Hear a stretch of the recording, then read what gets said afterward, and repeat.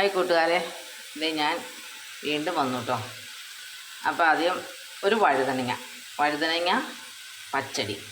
വഴുതനങ്ങ ഉണ്ടാക്കാൻ അധികം കടുക് പൊട്ടിക്കുക, കുറച്ച് കറിവേപ്പില ഇടുക, ഒരു വഴുതനങ്ങ അരിഞ്ഞ് വെച്ചിരുന്നത് ഉപ്പും ചേർത്ത് കടുക് പൊട്ടിച്ചിട്ട് മുളകും ചേർത്ത്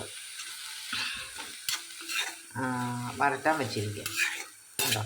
ഇതൊന്ന് പയ്യെ ഒന്ന് വെന്ത് വരുമ്പോഴത്തേക്കും പിന്നെ ചേർക്കാനുള്ളത് കാന്താരി മുളകും, പച്ചമുളക് ഇടുന്നവരുണ്ട്, ഞാൻ കാന്താരി ഇടണേ.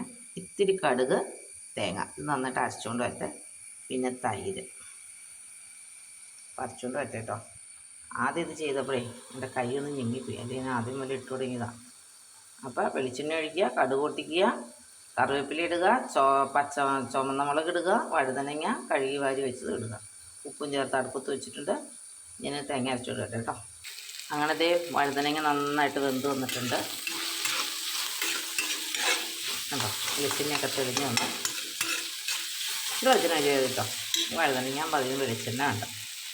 അപ്പോൾ ഇതാ ഞാൻ അരച്ചുകൊണ്ട് വെച്ചിട്ടുണ്ട്, അത് മുറിക്കാൻ പോകും. പ്രത്യേകം ശ്രദ്ധിക്കുക, പച്ചടിക്ക് കടുകും കിച്ചടിക്ക് ജീരകം, വേറെ ഒരു സാധനം അരച്ച് ചേർത്ത് അതിൻ്റെ ടേസ്റ്റ് കൂട്ടും. അതിനെല്ലാത്തിനും വേറെ ടേസ്റ്റാണ് എനിക്ക് മനസ്സിലായി. അപ്പോൾ നമ്മുടെ മെയിൻ ഇൻഗ്രീഡിയൻസ് ഇതൊന്ന് വയ്യങ്ങ് തിളച്ച് വരുമ്പോൾ ഓഫ് ചെയ്യണം. തിളക്കട്ടെ കേട്ടോ.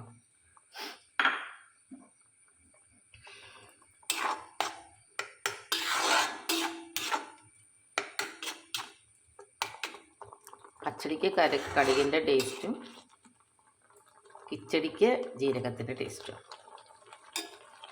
അപ്പോൾ ഇതാ ഉടച്ച് വെച്ചേക്കണം തൈര് ചേർക്കാൻ പോകും. ഓഫ് ചെയ്തു, തിളയ്ക്കാൻ പാടില്ല. ഒരു വഴുതനങ്ങ ഒരു 5-6 പേർക്ക് കഴിക്കാം കേട്ടോ.